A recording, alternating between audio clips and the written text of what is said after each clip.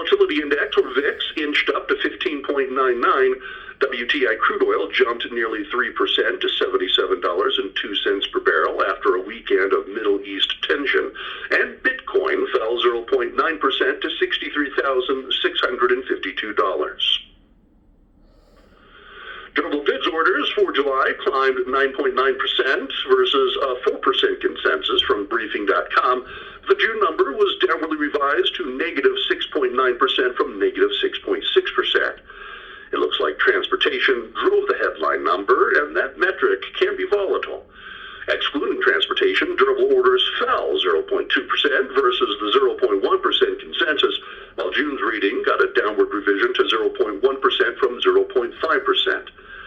The number to take away is negative 0.1%. That's the figure for non-defense capital goods excluding aircraft and is a proxy for business spending. It fell from a downwardly revised 0.5% rise in June.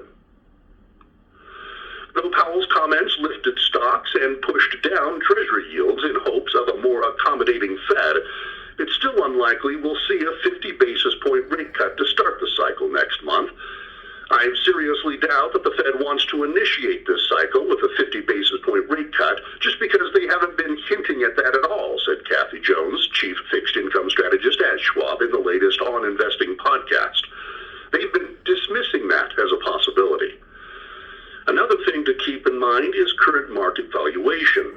Stocks have quickly gained 10% from the August 5th low, pushing major indexes into territory that traditionally sends signals that the market might have fully priced in healthy earnings hopes. The S&P 500 index trades at a forward price to earnings, or PE, ratio of 21.5, which can make additional upside more difficult to achieve without an increase in earnings growth expectations, said Nathan Peterson, director of derivatives analysis at the Schwab Center for Financial Research. Having said that, the earnings backdrop is not bad, and with around 10% growth seen this year, an economic soft landing is looking more likely, and the Fed is moving into accommodation mode, he added. This week features several keystone economic reports that could move the market and further shape rate cut expectations. PCE prices on Friday as the Fed's